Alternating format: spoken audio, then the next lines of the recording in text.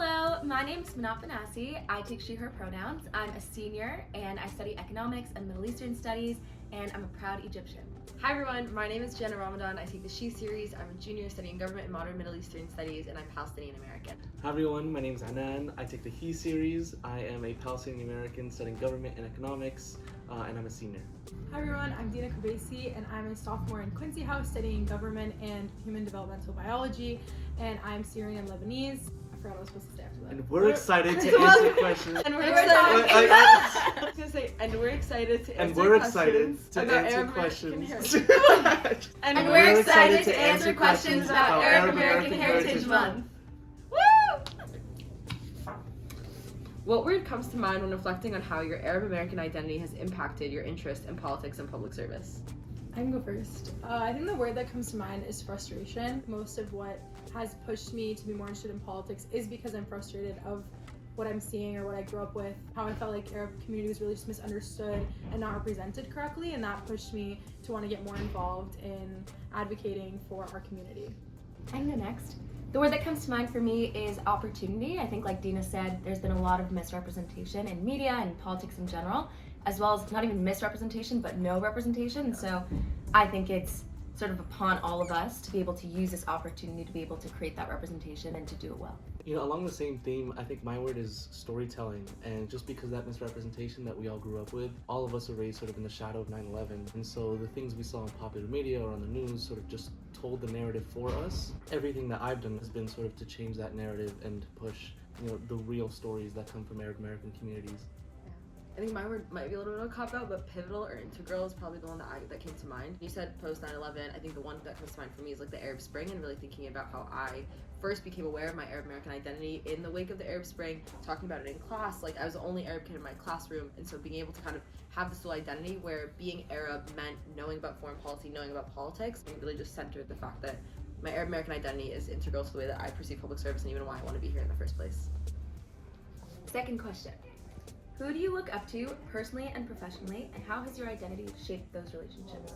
I can get started on this one. I think first person that came to mind, honestly, is my mom.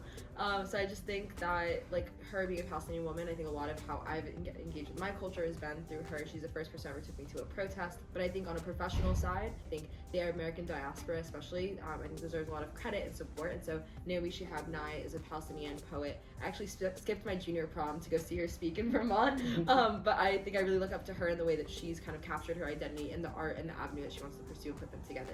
For me, I want to say my dad, sort of because I grew up ashamed of my identity, but my dad really changed that narrative for me and told me, you know, I have to be proud to be Palestinian, I have to be proud to be Muslim in the United States. And he's the one who sort of took me back to the Middle East every single summer to serve other families that have been affected by, you know, war. And so he got me into politics and public service and being proud of my identity in that way. Someone professionally, I would say Hussam Ailouche, who's the CEO of CARE California.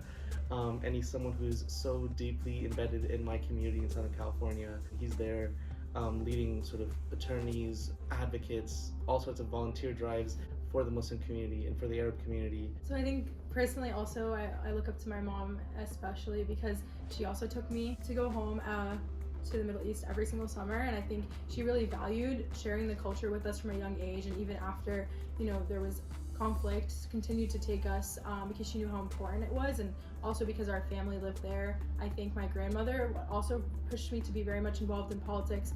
And then professionally, I think Rashida Tlaib definitely influenced me to be more interested in public service, and I look up to her a lot. Like recently, she was working currently to pass a MENA health research bill. It's been really cool to see her care about our MENA identification instead of being labeled as, you know, white and kind of getting lost in the numbers with race. And it's especially nice to see the connection with health because of my interest in medicine. For me, not sound like a broken record, but my parents, I think, just in general, family runs really deep for a lot of Arabs. You know, from very young age, parents teaching us Arabic growing up, making sure that was something that we knew and we learned well so that we can continue carrying that forward to other generations and so on, teaching us about our culture and teaching us about what the Arab spirit means and what it means to use your voice and to speak up. On another angle, one person I think is just really neat to look up to, I don't have any personal relationship with her, but Amel Clooney I think is really awesome. She's of Lebanese heritage and she is out fighting for a lot of really gross human rights abuses and misjustices around the world, and she is a great representation for what Arab women can do and the power that they can hold, and the impact that they can make. Okay, next question.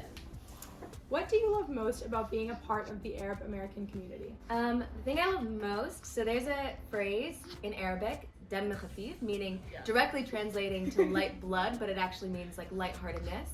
And I don't think you will ever meet an Arab who is not like the biggest jokester you've ever met. Obviously you take things seriously, but like also just like loves being able to see the good and the bright side and like things that can be really tricky. And I think that that's a really common theme that you see across the Arab world, where like there can be tragedy, there can be hardship, but like Arabs will always see the light in it. I think the first thing that came to mind is very similar in the same line.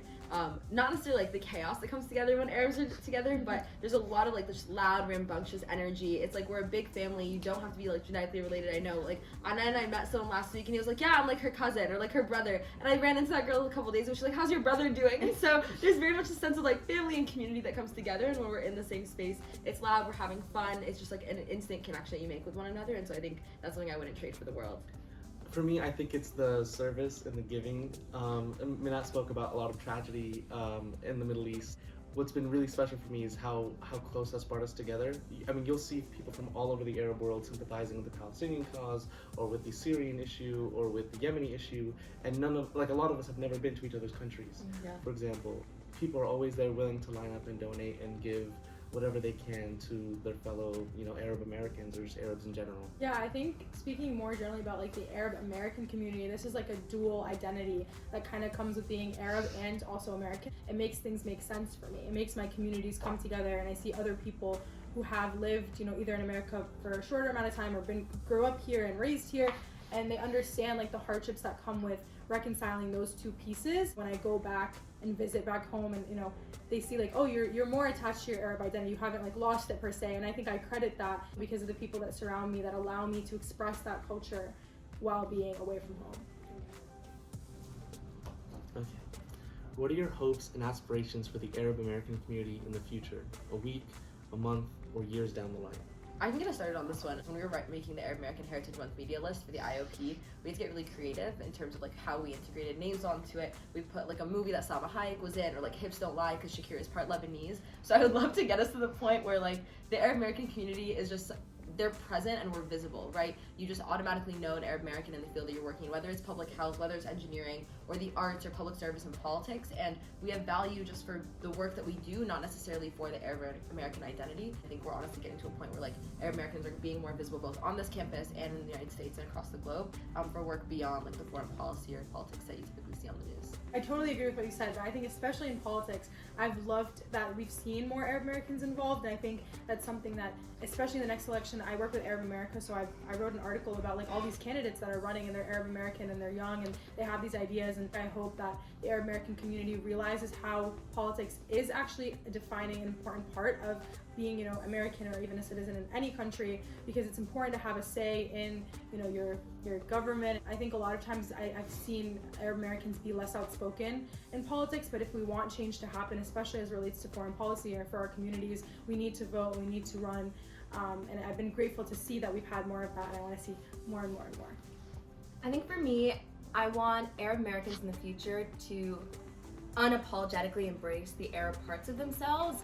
Right now, like, there's a huge issue with the census, for example. Yeah. We are like in a box that says white, including Middle Eastern. Like, it's just not accurate. Like, there is no good perception of like what being Arab means, and I want Arab Americans to in the future be able to say proudly and unapologetically that this is their identity, and to be able to not just share news and ideas about what's happening geopolitically, because yes, there is a lot of tragedy and war in the Arab region right now, but there's also lots of culture. There's poetry and there's literature and there's so much. So I want us to be able to really embrace our identity and like show all the beautiful parts that come with it. I think my dream is that we get to a point where our identity is detached from the issues of our time. I think the issues that sort of Arab Americans are facing, I think our generation was born for this. I think we were made to take this on. My dream is that for younger kids who are growing up to be Arab, to not have to think about explaining their religion or misconstrued parts of their religion to their peers, or telling them how a terrorist group isn't representative of them. That's something I had to do growing up, and that's something I really hope that young Arab American kids will never have to think about ever again. They're really Ma salama!